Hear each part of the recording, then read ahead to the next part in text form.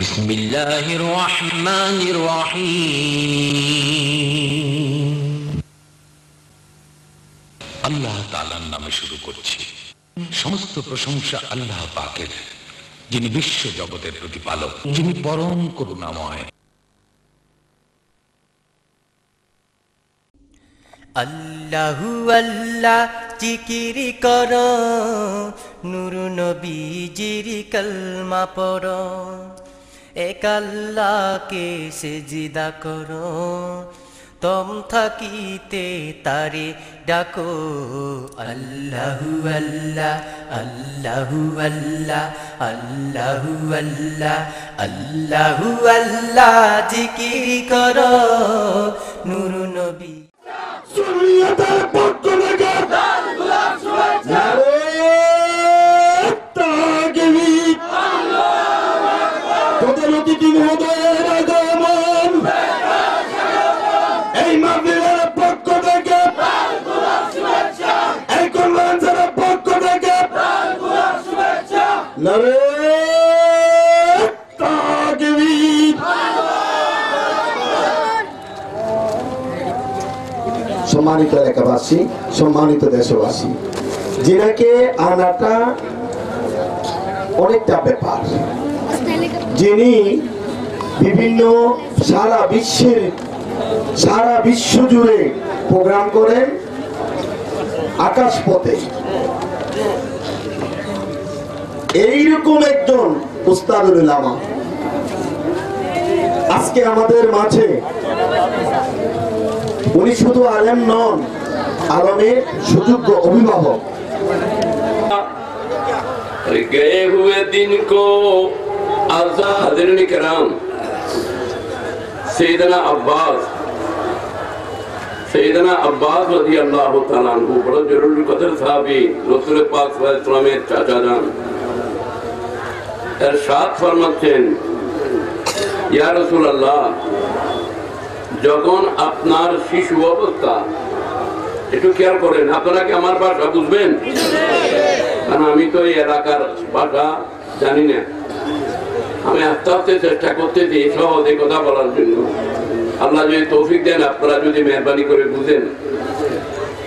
সাইয়েদনা আব্বাস রসুল পাকের চাচা যান বলতেছেন, ইয়া রাসূলুল্লাহ, আপনার তশরিফ আবারের বেলাদতের পরে, মিলাদে পাকের পরে, যখন রসুল পাক 12 রবিউল আউয়াল শরীফ জমিনে তশরিফ এনেছিলেন, মামেনা খাতুন রাদিয়াল্লাহু তাআলা আনহা হুজুর করিম সাল্লাল্লাহু আলাইহি ওয়াসাল্লামকে দোলনার মধ্যে রেখেছেন। সুবহানাল্লাহ। হুজুর করিম সাল্লাল্লাহু আলাইহি ওয়াসাল্লামকে দোলনার মধ্যে রেখে, দোলনা বুঝেন আপনারা? দোলনাকে কি বলেন? দোলনা,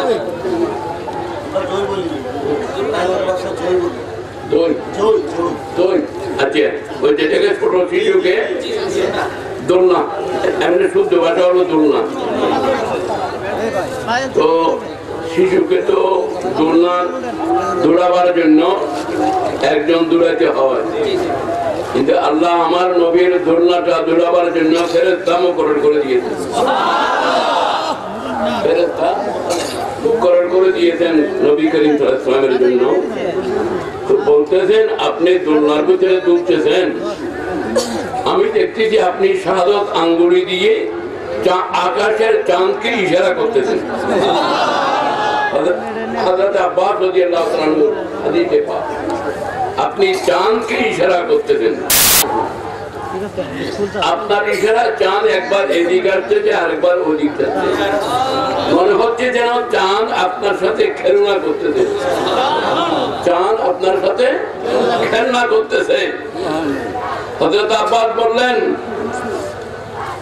আমি এই অবস্থা দেখলাম আপনার শৈশব অবস্থায়। বললেন, চাচা যান, তার চাইতে আরো তাজ্জুবের কথা কি আমি আপনাকে বলবো?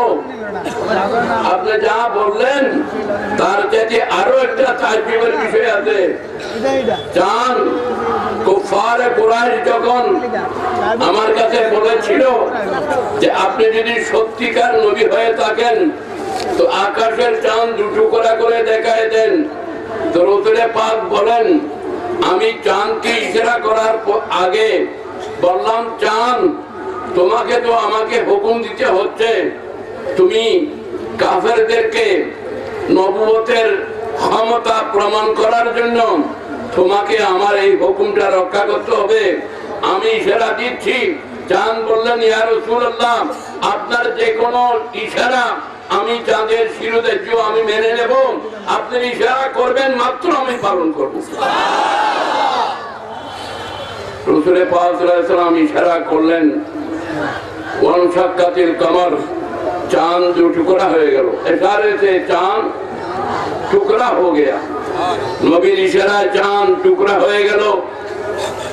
হযরতে নবী করিম সাল্লাল্লাহু আলাইহি ওয়াসাল্লাম ইরশাদ করলেন, চাচা আপনি দেখেছেন চন্দ্র আমার ইশারা এদিক সেদিক যাচ্ছে, শুধু তাই নয়, এটা তো আপনি দুনিয়ার কথা বলতেছেন, জমিনের কথা বলতেছেন। আমি নবী যখন আমার মাজান আমিনা খাতুনের গর্ভে ছিলাম, আল্লাহু আকবার বলেন, আল্লাহু আকবার। আমি নবী যখন আমার মা আমিনা খাতুন রাদিয়াল্লাহু তাআলা আনহা এই মার গর্ভে যখন আমি নবী ছিলাম, তখন আল্লাহর কুদরতের কলম লৌহে মাহফুজের মধ্যে চলতে ছিল। কলম যখন কাগজের উপরে লেখে, অতি সূক্ষ্ম কলমের থেকে একটা শব্দ বের হয়। তো নবীজি বলেন, চাচা আমি যখন আমার মা আমিনা খাতুন রাদিয়াল্লাহু তাআলা আনহার গর্ভে ছিলাম, তখন কলম, কুদরতের কলম লৌহে মাহফুজে আল্লাহর হুকুম হাকাম লিপিবদ্ধ করতেছিল। ওই লৌহে মাহফুজে কলমের লেখনের সামান্য শব্দ আমি নবী আমার মার গর্ভ থেকে শুনেছিলাম। এখন আমার নবীর power of hearing, power of hearing, কুওয়াতে সামা, কুওয়াতে সামা, নবী কত দূর থেকে শুনেন। এখন সেটা একটু খেয়াল করেন। মার গর্ভে থেকে লৌহে মাহফুজের কলমের লেখনের শব্দ শুনেছেন।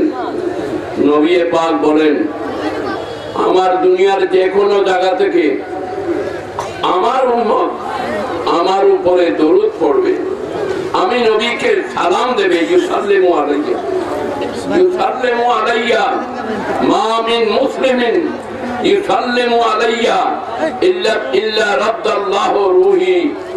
আল্লাহ পাক আমার রূহ আমি নবীকে ওয়াপস করেন। দুনিয়া থেকে আমার রুখসতের পর, আমি যখন দুনিয়া থেকে রুখসত হব, এরপরে আল্লাহ পাক আমার রূহ আমাকে ওয়াপস করবেন। মনে রাখবেন, মানুষ ইন্তেকালের পরে তার রূহের দুই অবস্থা হয়। আপনারা কি আমার কথা খেয়াল করতেছেন না কোনো চিনতেছেন? একটু মেহরবানি করে, মাত্র মাহফিল শুরু, এখন কিছু কথা তো আপনাদের শুনতে হবে। এটার জন্য তো আপনারা আসছেন, কষ্ট করে আপনারাও আসছেন, আমরাও আসছি। আল্লাহ যেন এই আশাটা যেন, এটার হক যেন আদায় হয়। সবাই বলুন আমিন। তো দেখেন, মানুষ যখন দুনিয়ার থেকে বরজখের দিকে যান, বরজখ ওই কবরের জিন্দেগিকে বরজখ বলা হয়, তখন মানুষের রুহের দুই অবস্থা হয়। রুহ যদি নেককার হয় তো উর্দু জগতের দিকে আল্লাহ নিয়ে যান। সর্ব উর্দে যে জায়গা, তার নাম হলো আলা ইল্লিয়িন, তার নাম হলো কি আলা ইল্লিয়িন। এবং যদি রুহ গুনাহগার, রুহওয়ালা যদি গুনাহগার হয়, বদকার হয়, তাকে আসফালুস সাফিলিনে নিয়ে যাওয়া হয়, নিচের দিকে নিয়ে যাওয়া হয়, জাহান্নামের দিকে নিয়ে যাওয়া হয়। আর যদি নেককার হয় তো আলা ইল্লিয়িন, উপরের দিকে নিয়ে যাওয়া হয়। এখন এই হলো আল্লাহর কুদরতের বিধান। কুদরতের বিধান মতে নবী করিম সাল্লাল্লাহু আলাইহি ওয়াসাল্লামের দরবারে যখন হযরতে আজরাইল আলাইহিস সালাম এসেছিলেন, তিনি একা আসতে চান নাই। হযরতে আজরাইল একা আসতে চান নাই। তিনি বলেছিলেন, আল্লাহ আমার বড় ভয় লাগতেছে, তোমার নবী রহমতুল আলামিন ইমামুল আম্বিয়া, সমস্ত নবীদের ইমাম, এই নবীর রূহ কবজ আমি একা করতে পারবো না, তুমি আমার সহযোগী হিসাবে আমার ভাই হযরতে জিবরিল আমিনকে আমার সহযোগিতায় দাও। তো আল্লাহ জিবরিল আমিনকে আজরাইলের সাথী করে দিয়েছিলেন। জিবরিল আমিনকে আল্লাহর সাথী করে দিয়েছিলেন। জিবরিল আমিনের কার সাথী? আজরাইলের। কার সাথী? আজরাইলের। আজরাইল বলতেছেন, এর একবার আমি মুসা কলিমুল্লাহর কাছে গিয়েছিলাম। মুসা কলিমুল্লাহর কাছে গিয়েছিলাম। বুখারী শরীফ প্রথম পারা, সাইয়েদনা আবু হুরায়রা রাদিয়াল্লাহু তাআলা আনহু রাবি। আপনারা নোট করতে পারেন। আমি কোন রকমের মন গড়া কোনো কথা বলবো না। আর আপনাদের মধ্যে যদি কারো কোন রকমের কোন ধরনের যদি মনে ধাক্কা লাগে, তো আপনারা নিয়মতান্ত্রিক ভাবে এখানে আসে বলতে পারবেন যে এটা ভুল হয়েছে। ভুল যদি সঠিক হয় আমি সংশোধন হয়ে যাব, ইনশাআল্লাহ আমি সংশোধন হয়ে যাব। আর যদি আপনার ভুল হয় আপনাকে বুঝাই দেওয়ার চেষ্টা করব। বাকি ফায়সালা আল্লাহ রাসূলের হাতে। এখন হযরতে মালাকুল মউত আজরাইল আলাইহিস সালাম ফালাম্মা জাআ মালাকুল মউত ইলা মূসা, সহিহ বুখারী জিলদাওয়াল, মুসা কালিমুল্লাহর দরবারে যখন আসলেন, যখন বললেন যে হুজুর আমি আল্লাহর পক্ষ থেকে আপনার কাছে আসলাম আপনার রূহ মুবারক কবজের পয়গাম নিয়ে। ফালাম্মা জাআহু সাক্কাহু, ফালাম্মা জাআহু সাক্কাহু, মুসা কালিমুল্লাহ আজরাইলকে এমন চড় মারলেন, এমন চড়, আমরা আমাদের চট্টগ্রামের ভাষায় বলে সোয়ার, থাপ্পড়। চট্টগ্রামের ভাষায় বলে কি? থাপ্পড় আর সোয়ার। আর বাংলাদেশ আমার বাংলা ভাষায় হলো কি? চট। তারপরও বলে। এখন মুসা কালিমুল্লাহ আলাইহিস সালাম আজরাইলকে এমন এক থাপ্পড় মারলো, ফাফাকা আইনুহু, দোনোটা চোখের পুতুলি বাইর হয়ে গেল। আজরাইলের চোখের পুতুলি বাইর হওয়া এটা কি মামুলি কথা? কি বাবা আপনারা একটু মুখ করলেন না? আপনারা আওয়াজ করতে পারেন না? তো আমাকে সামনে সামনে যারা বলছেন আওয়াজ করেন না। আজরাইলের চক্ষু খুলে ফেলা এটা কি মামুলি কথা? তো জোরে বলেন না। ফাফাকা আইনুহু, আজরাইলের চোখের পুতুলি বাইর হয়ে গেল। আল্লাহ এমন চাকরি পেলেন, তিনি আল্লাহর দিকে রওনা হলেন।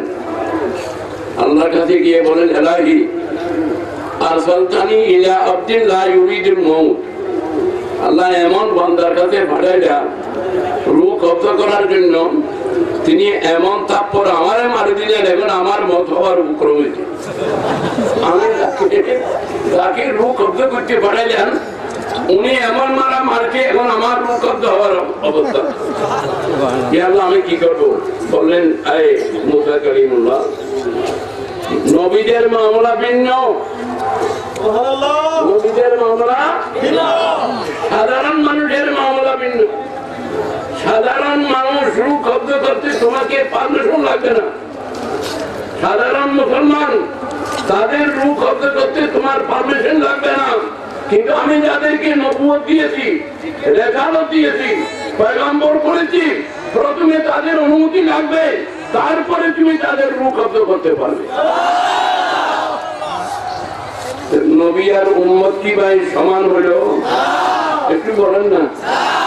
আজরাইল উম্মতের কাছে ইজাজত চায় না, কিন্তু নবীর কাছে ইজাজত চাইতে হয়। তারপরও আমার নবীর কাছে আসার আগে হযরতে জিবরিল আমিনকে সাথে নিয়ে আসতেন। দরজায় দাঁড়িয়ে বলতেন, ইন্নাল্লাহা ইয়াকরাউ আলাইকা সালাম। এই মহানবী হুজুর করিম সাল্লাল্লাহু আলাইহি ওয়াসাল্লাম আল্লাহ আপনাকে সালাম দিয়েছেন। আল্লাহ আপনাকে কি দিয়েছেন? সালাম দিয়েছেন।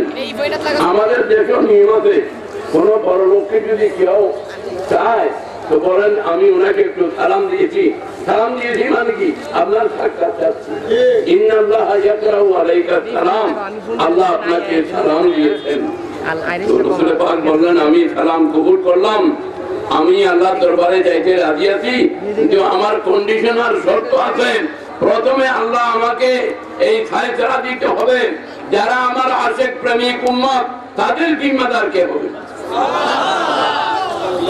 নবী করিম সাল্লাল্লাহু আলাইহি ওয়াসাল্লাম দুনিয়া থেকে বিদায় নেওয়ার আগে, রুখসত হওয়ার আগে আল্লাহর সাথে ফায়সালা করতেছেন উম্মতের মামলা কি হবে, উম্মতের মামলা কি হবে, এটা আল্লাহর সাথে ফায়সালা করতেছেন। আল্লাহ বলেছেন, জিবরিল তুমি বলে দাও যারা আমার নবীর হবে আমি আল্লাহ তাদের হয়ে যাব, যারা আমার নবীর হবে আমি আল্লাহ তাদের কি হব, হয়ে যাব। এই ফায়সালা হওয়ার পর নবী ইজাজত দিয়েছেন, রূহ মুবারক কবজ হয়েছে, আল-গরজ মুখতাসার। এখন মালাকুল মউত এই রূহ নিয়ে বড় চিন্তায় যে কুদরতের ফায়সালা মতো, শরীয়তের ল এবং আইন এবং বিধান মতো রূহে মুস্তাফা কোথায় রাখবেন? আপনারা এই কথাটা কি জানা কি দরকার মনে করুন কিনা? হাত তুলে বলেন। তাহলে খুব খেয়াল করার কথা বলবেন না, অত্যন্ত জরুরি মতো। ওলামায়ে কেরাম আছেন, আমি জিম্মেদারের সাথে বলতেছি, যদি আমার কোনো ভুল হয় দাঁড়াইয়ে স্টেজে বলবেন আপনার ভুল হয়েছে, আমি মেনে নেব, এর উপর আর কোনো কথা। আর যদি শুনতে হয় আপনারা দয়া করে মেনে নেবেন, রাজি আছেন কিনা? এখন আল্লাহর কুদরতের এই ফায়সালা মতো আল্লাহর প্যারা নবীর রূহ যখন কবজ হলো, তখন এই রূহকে কোথায় নিয়ে যাবেন, রাখবেন কোথায়? কারণ এমন জায়গায় রাখতে হবে যিনি রূহওয়ালা থেকে শ্রেষ্ঠ হবেন, এমন জায়গায় রাখতে হবে সাহেবের রূহের থেকে যিনি বড় মর্তবাওয়ালা হবেন, আফজল হবেন। কথা বলতেছেন? আফজল হবেন এমন জায়গায় রূহ রাখতে হবে। এটি হলো কুদরতের ফায়সালা। যদি রূহ সাহেবের রূহ যদি বদকার হয় তার থেকে আরো নিকৃষ্ট জায়গায় রাখা হবে, যদি নেককার হয় তার থেকে উত্তম জায়গায় রাখা হবে।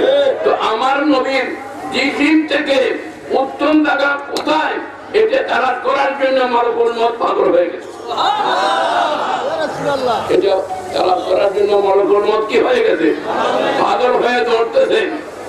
খেয়াল করলো জান্নাতে রাখবো নবীর রূহকে, জান্নাত বললো মালাকুল মউত, কি মাথা খারাপ হয়েছে? জান্নাত তো নবীর গোলামদের জায়গা, যারা নবীর গোলাম তারাই যে জান্নাতে থাকে। তো গোলামের জায়গায় কিভাবে নবীর রূহ রাখবে? গোলামের জায়গায় নবীর রূহ কিভাবে রাখবেন? উত্তম জায়গা দেখেন।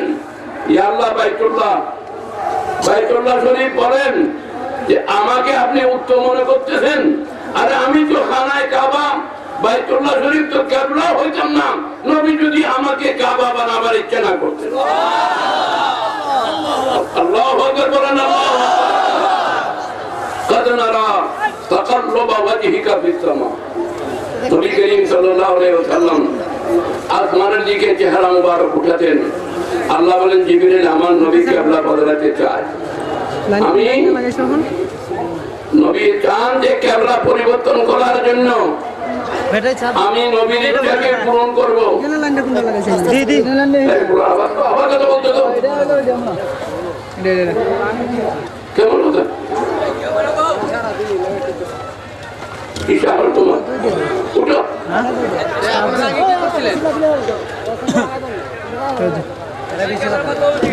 আগে কি করছিলেন আপনারা? আপনি বয়স্ক মানুষ, আমি কথা বলতেছি। আল্লাহুম্মা